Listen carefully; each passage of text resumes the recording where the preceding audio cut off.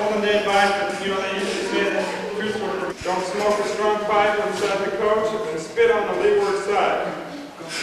If you have anything to drink in a bottle, pass it around. Procure your stimulants before starting, as Ranch or Stage Depot whiskey is not nectar. Don't lean or lounge over on neighbors when sleeping. Take small change to pay expenses. And never shoot on the road if the noise may frighten the horses. Don't discuss politics or religion while on the stage. Don't point out when murders have been committed, especially if there are women passengers. Don't lag at the wash basin. Don't grease your hair because the travel is dusty.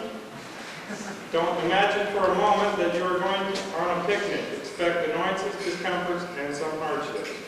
And that was in the Omaha Herald in 1877. So I guess with today's events, I guess don't expect we're going on a picnic, so we're going to expect a few discomforts, annoyances, and some hardships. So a few dog bites and broken window, I guess we're all pretty lucky.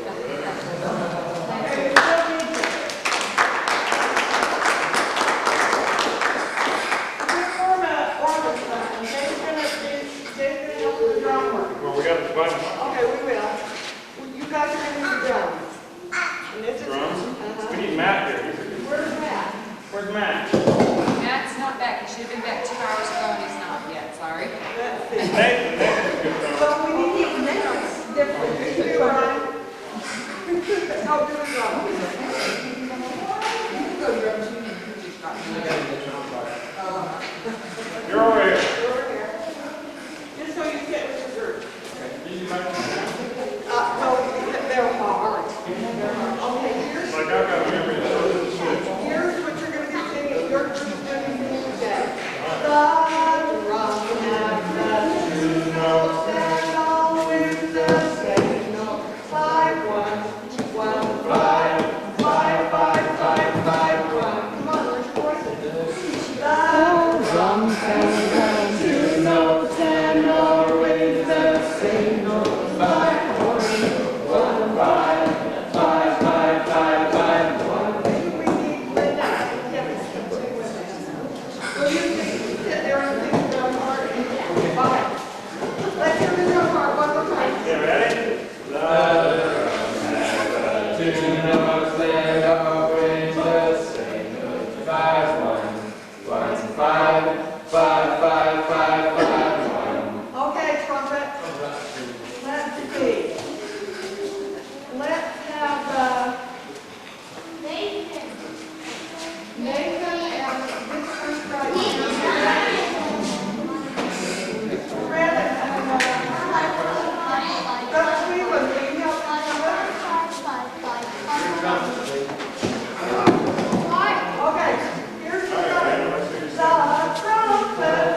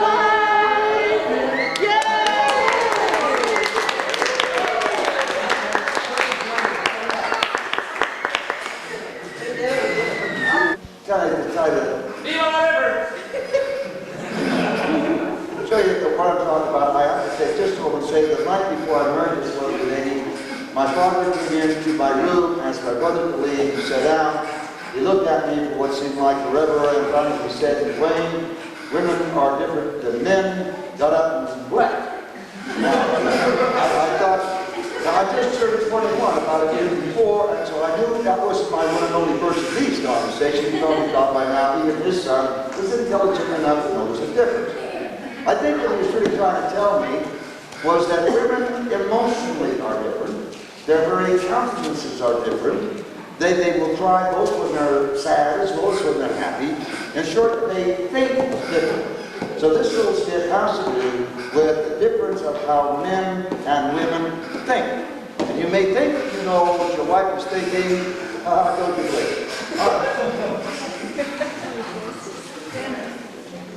We're not going to disturb your... I wouldn't disturb this at all. No way. All right. We're in the car. That's why I'm on the side. Actually, we're in the car. She's the other side. Let's say a guy named Roger is attracted to a woman named Elaine. He asks her out to a movie and she accepts. They have a pretty good time, and a few nights later, he asks her out to dinner. And again, they enjoy themselves. They continue to see each other regularly, and then, after a while, neither one is seeing anyone else. And then, one evening when they're driving home, a thought occurs to Elaine. And without really thinking, she says, out loud, do you realize that as of tonight, that we've been seeing each other for exactly 6 months? And there is silence in the car. To Elaine, it is a very loud silence. She thinks to herself, I wonder if it bothers him that I said that. Maybe he's been feeling confined by our relationship. Maybe he thinks I'm trying to push him into some kind of obligation that he doesn't want, or isn't even sure of. And Roger is thinking, gosh, 6 months? And Elaine is thinking, but hey, I'm not so sure I want this kind of relationship either. Sometimes I wish I had a little more space, so that I'd have time to think about whether I really want to keep going the way we're going. Moving steadily toward, where are we going? Are we just going to keep seeing each other at this level of intimacy? Are we heading toward marriage, toward children, toward a lifetime together? Am I really ready for that level of commitment? Do I really know this person? And Roger is thinking, so that means it was, let's see, February when we started going out, which was right after I had the car at the dealer's, which means, let me check the odometer, whoa, I'm way overdue for an oil change. And Elaine is thinking, he's upset, I can see it on his face. Maybe I'm reading this completely wrong. Maybe he wants more from our relationship, more intimacy, more commitment. Maybe he has sensed, even before I sensed it, that I was feeling some reservation. Yes, I bet that's it. That's why he's been so reluctant to even say anything about his own feelings. He's afraid of being rejected by me. And Roger's thinking, and I'm going to have him look at the transmission again. I don't care what those morons say, it's just not shifting right. And they better not try to blame it on the cold weather this time. What cold weather? It's 87 degrees out. This thing is shifting like a garbage truck. And I paid those incompetent thieves $600. Elaine is thinking, he's angry. And I don't blame him. I'd be angry too. I feel so guilty pushing him this way. But I can't help the way I feel. I'm just not sure. Roger's thinking, they'll probably say it's only a 90-day warranty. That's exactly what we're going to say, the scumballs. And Elaine is thinking, was waiting for a knight to come riding up on his white horse. When I'm sitting right here next to a perfectly good person, a person I enjoy being with, a person I truly do care about, a person who seems to truly care about me, but a person who is in pain because of my self-centered, schoolgirl romantic fantasy. And Roger's thinking, warranty. They want a warranty, I'll give them a warranty. I'll take their warranty and stick it right up there. Roger, What? please don't torture yourself like this. Maybe I should never have. Oh, I feel so.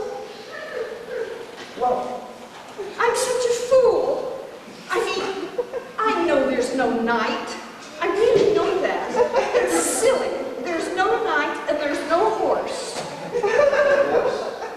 You think I'm a fool, don't you? no. It's just that I need some time. There's a 15-second pause while Roger, thinking as fast as he can, tries to come up with a safe response. Finally, he comes up with one that he thinks might work. Yes.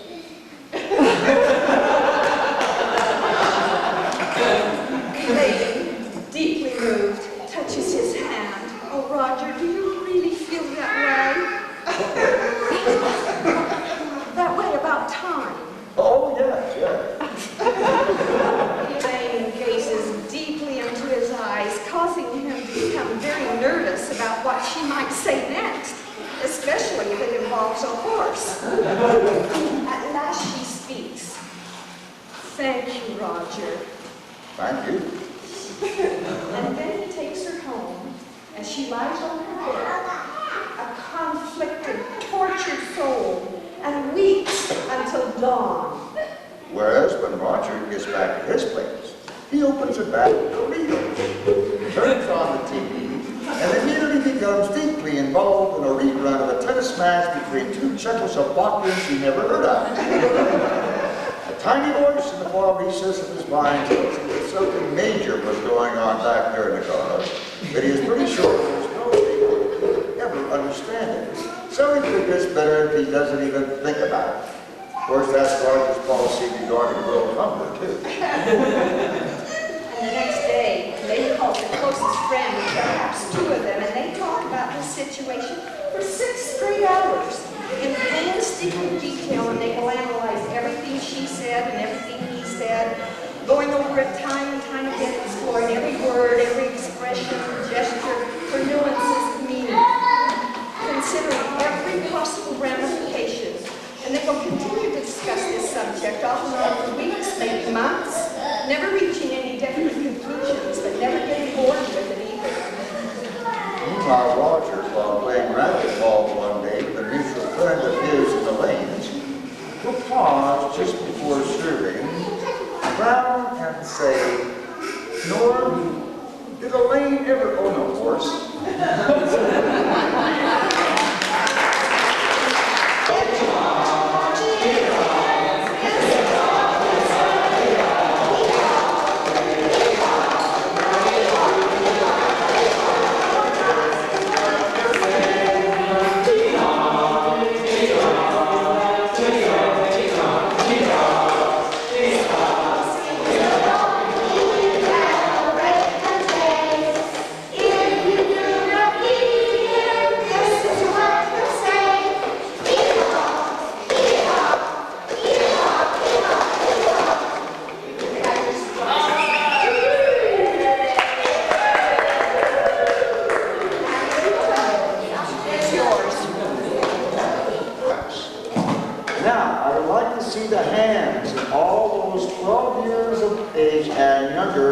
Who brought their toothbrush with them? Raise your hand.